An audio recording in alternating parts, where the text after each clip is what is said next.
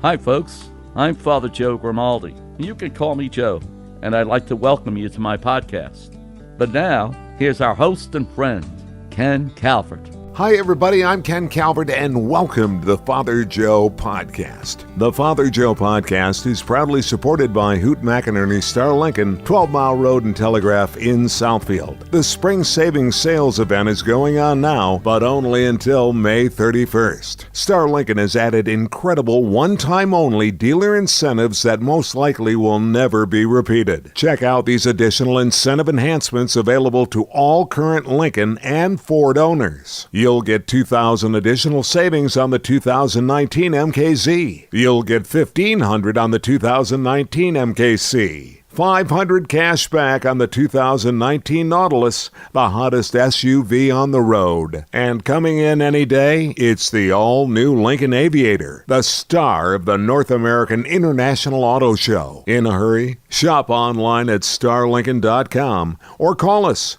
248-354-4900. Hoot McInerney Star Lincoln, 12 Mile and Telegraph in Southfield, home of the Star Treatment. Well, unfortunately, once again, our good buddy Father Joe is unable to be with us. You see, this past Monday, he got that brand new hip he's always wanted. And I'm not really sure he wanted it, but he sure did need it. He was in a lot of pain, so it went great. Everything's coming along fine, and soon he'll be back in that chair directly across from me, and we'll be having a great time. So what I'm doing in the meantime is featuring a few podcasts that prompted the most response. For example, on today's podcast, we'll take a look back to our discussion regarding cremation and the proper sacred place of a loved one's ashes. This topic may be the one topic that garnered the largest basket full of pushback and a whole bounty of whys. Why can't I keep my loved one in my home so I can pray for him and gather comfort? My husband was an avid sailor. I want to sprinkle his ashes on Lake Michigan. Well, the Vatican has announced that Catholics are unable to keep the ashes of loved ones in urns at home. The guidelines produced by the Congregation of the Doctrine of Faith stipulates that cremains should be kept in a sacred place, most usually a cemetery. The scattering of ashes at sea, in woodland groves, or in volcanoes is now strictly prohibited. A classic from our Father Joe podcast. With that being said, I wanted to get your thoughts and talk a little bit more about cremation and what people do with their cremains and how they should handle the cremains. Well, let me say this. When we speak about someone being cremated, we refer to that as the cremains, which is a combination of cremation and remains. So the cremains should be treated with respect. When it comes to the ritual of the funeral mass, the full body should be present at the mass. And after the mass, then the person is cremated. So this is something that people don't always fully understand. And so basically it's a celebration of that person's entrance into eternal life. It's a human person. We want to treat it with every respect possible. Now, where to put the cremains after they are cremated? And that becomes a problem with some people. Some people like to have them at home over the fireplace mantle. They like to have it maybe in the top drawer of the bureau in the bedroom. Mm-hmm. I've heard a few people that do that. But that's not really a good idea. It takes away from the reverence that you should have for those cremains.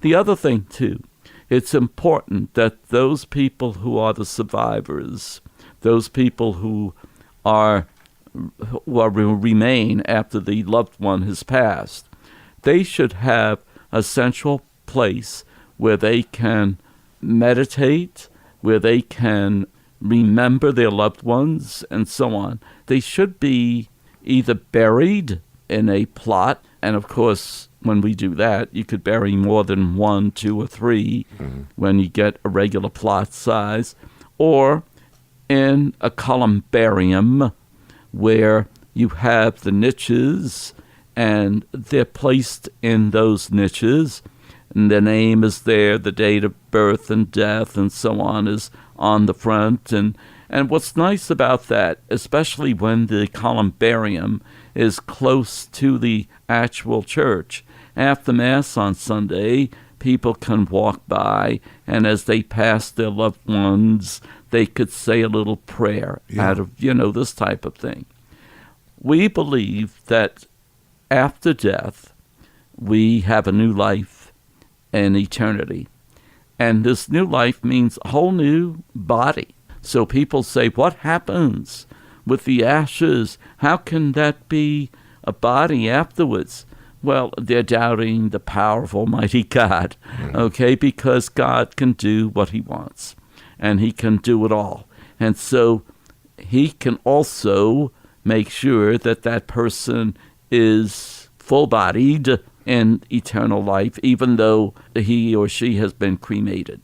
But the important thing is this, that we should have reverence for the loved ones. We shouldn't put them into jewelry pieces. I've seen that happen, where they'll have necklaces and pendants with cremains of their loved ones embedded in those things. That's a no-no when it comes to the Catholic Church. Well, that's what I was going to ask you. In other words, you really shouldn't be doing that. No.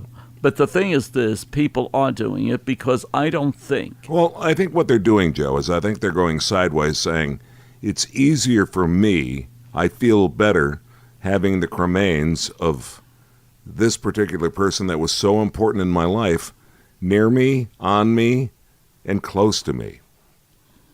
So I guess they're sort of violating the church by doing that. I bet you're going to get some pushback on this, although Archbishop Vigneron is saying, please don't do it.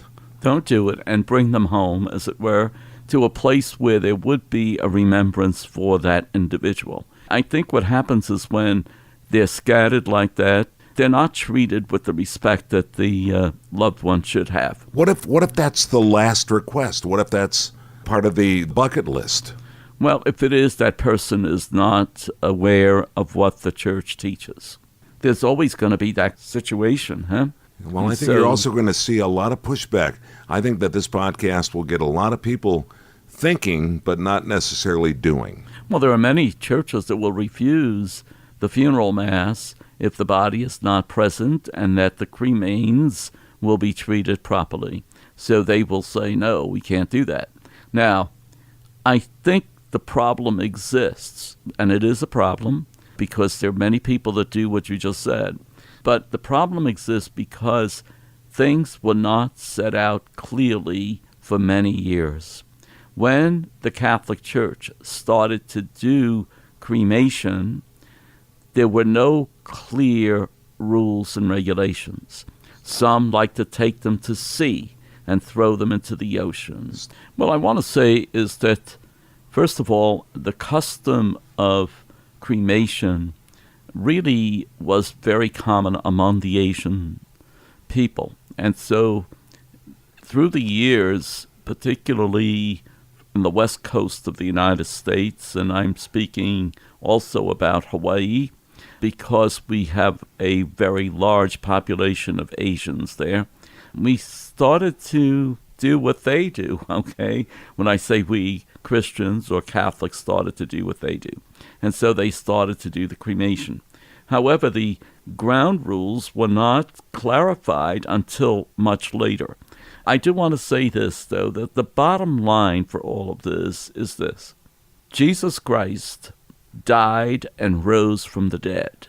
Jesus Christ was both God and man, which gives us the hope that we too will rise from the dead.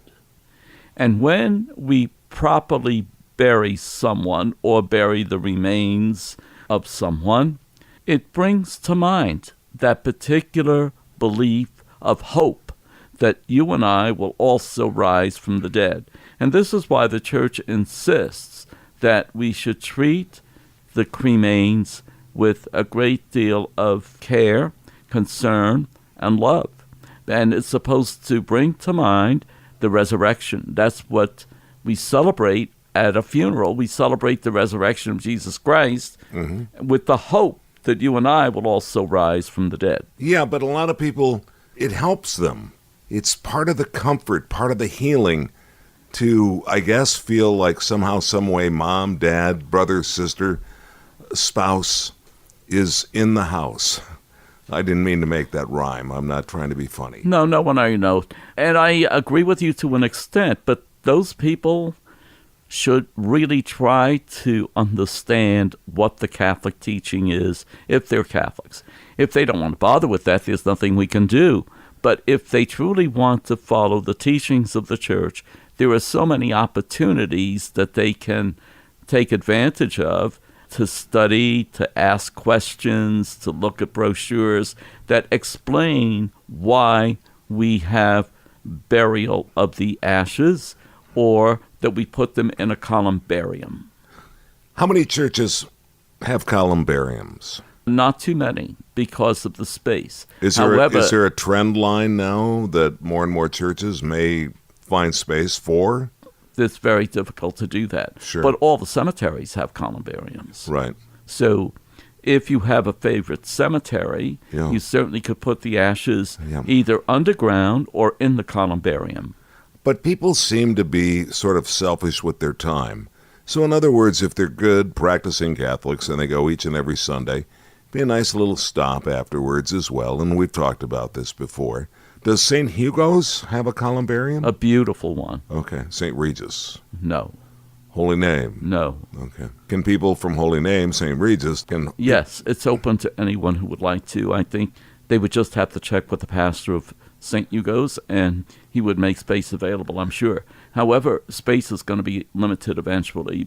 You know, as I say, all the cemeteries will have places where you can put the ashes or properly bury them. Why did cremation all of a sudden become, I don't want to use the word popular, but I have to. Well, it is. That custom has become popular. That custom. Yeah. Why all of a sudden did that custom become so popular I hate to tell you, in the Catholic Church? It's a very basic reason. Monetary. It's a lot cheaper to do a cremation than to have the full-scale burial and so on and so forth with the full body. Just saving on the casket alone is very fruitful for the individual family. Otherwise, it could become extremely expensive. The whole idea of the funeral home itself, they can cut down on the time that's spent there, and so they're saving money there. When you have cremation, there's lots of different areas where people can save money. Why did the church push back for so long on doing a cremation? I think it was a matter of people feeling that the body is sacred and that body is going to be raised if you want. But I think what we forget is this. We have God. God can reform that body in the next life. I mean, he can do anything and all things. And so these ashes can certainly be reformed by God himself if that's the way it's going to be. I don't know what it's going to be like in the next life, but, you know, we all believe that we'll be reunited with our loved ones in the next life. How it's going to happen, I don't know, to be honest with you. But I do know, and I do believe, that we will know one another. We will love one another just as we did here on earth. Given the amount of funerals that so many priests do on a regular basis, what would you say right now the ratio is? Are more and more people being cremated? Definitely. Okay. Yeah. And I can't tell you percentages, but I know that it's happening more often than ever before. I guess I'm trying to find another reason that people are doing it besides of the cost factor. For some reason, it just seems to be the right thing to do. Well, I think right now we're in transition. Okay. Mentally, I mean, as human beings, okay? Right. Where at one time we are still living with the ideas that people had 30, 40, 50 years ago. Cremation was a no-no. It was done only by pagans and so on. And we're still living with that attitude. And yet we're trying to live with the present as well, which says, no, it's okay. God can do what he wants with the body, you know? Right. Yeah. So it's okay to have cremation. So you're saying the Catholics finally caught up? Yes. In a way, I In a guess. way, In a yes. way. I mean, it's not that they were ignorant about it, but I think they changed their idea of the process. But it was not, I mean, let's face it, the idea of cremation was in the past associated with the pagan type attitudes of the people in the past, but not by the Catholics. Okay, the Catholics believed that they would have to have the full body, Sure. and still many of them do. Yeah, yeah. There's a lot of people that never visit a cemetery. There's many people. Why? So I don't know. I don't think they're being disrespectful. They just don't think it's that important. Okay. A lot of people say, well, as long as I can remember my loved one in my heart, I don't have to go to some cemetery and sit and stand or kneel in front of a grave. You know, you mentioned something before that was interesting.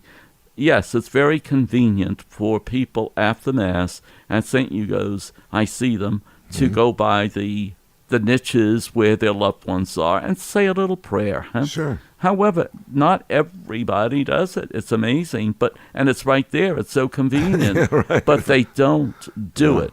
I don't think too many people do cemeteries the way they used to. I'm using the word "do" in a very different way, but you know what I'm saying? No, I get it. They Totally don't get it. seem to go to cemeteries. Yeah. Remember the old days? People would bring flowers. Yep. Matter of fact, I have one sister-in-law who makes it a day, if you want, by visiting the graves of all of the relatives that she has who have passed on. Yeah. And even her husband's, my side of the family, she visits the graves, has a little flower or maybe a big flower for each one. And so she does that. I don't know too many others that do that. You know, I stop by because I happen to go by Holy Sepulchre Cemetery on a regular basis. Yeah. Not always, but I would say 1 out of 5 times. I'll pull in, just drive by, say hi. But it's funny to see the people that are there that bring chairs. Yes. And sit there and sort of have a conversation. Now, if that's their way of feeling connected, good for them. But demographically, you're right. They're older people. Yeah. But the other thing I want to mention, too, it's interesting, the customs differ according to culture. Having lived in Hawaii for many years, one of the things I noticed, when it was somebody's birthday, the deceased's birthday, the family would gather and they would put a picnic blanket on the grave. Uh-huh. They would bring food and presents and so on and so forth. Wow. To celebrate the person's birthday with their loved ones. And then they would leave some mementos or whatever, if you want, next to the stone. Yeah. If I could just give you a light, almost humorous side of that.